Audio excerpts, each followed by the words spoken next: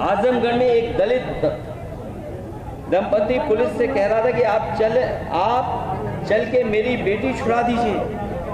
जाति विशेष के दबंगों ने उसे बंधक बना लिया, उसका रेप कर रहे थे। बताइए आप किस युग में हैं?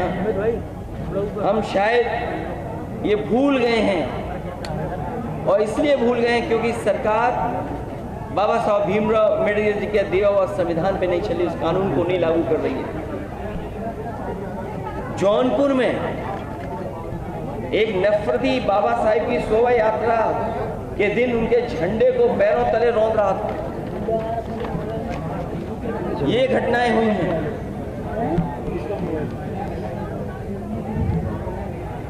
ये सब इसलिए हो रहा है क्योंकि आज सामंतवादी और प्रभुत्ववादी,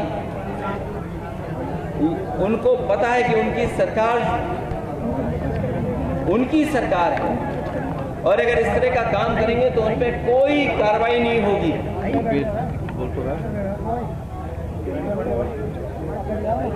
इसीलिए निषाद समाज की वीरांगना फूलन देवी को मारने वाला और किस तरह बोलने वाले लोग वहां शामिल हो, किस तरह ब्रॉडकास्ट किया जा रहा है आज के समय पर। आज जब मैं अपनी पार्टी के दलित सांसद राजीव सुमन जी के साथ खड़ा हूं तो याद होगा मुझे गोली मारने की धमकी मिल रही है। जैसे फूलन देवी जी को मारा जैसे वैसे तुम्हें मारेंगे। आखिरकार कौन है इनके पीछे?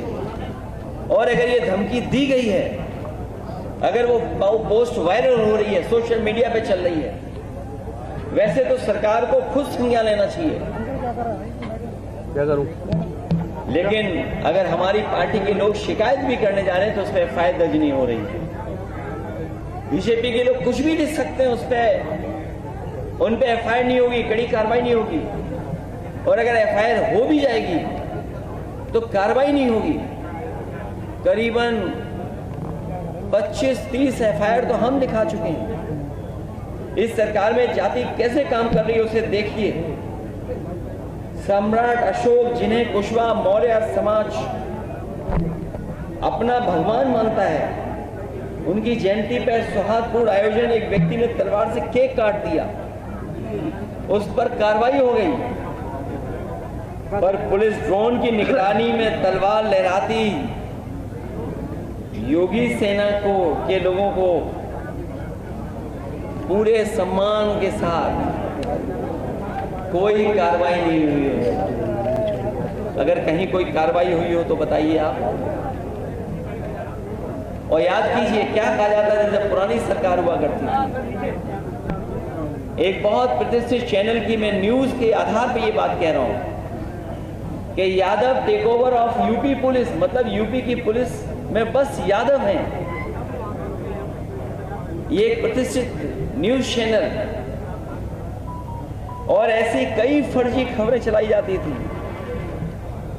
केवल एक नहीं खबर चलती थी, बहुत सी खबरें चलती थी। लेकिन आज जो आंकड़े हैं 2025 के, वो खबरें कहीं नहीं चल रही। आगरा में 48 थाने हैं।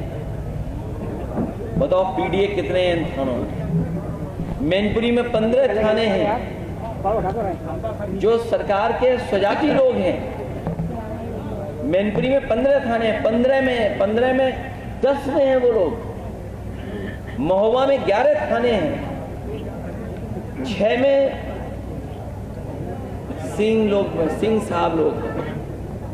पीडीए के केवल 3 हैं। चित्रकूट में 10 थाने हैं, ज्यादातर में सिंह साहब लोग बैठे हैं। यूपी एसटीएफ के बारे में हम लोगों ने कई बार सवाल खड़े किए। 21 अधिकारी हैं, 11 सिंह साहब हैं, 3 केवल पीडीए हैं।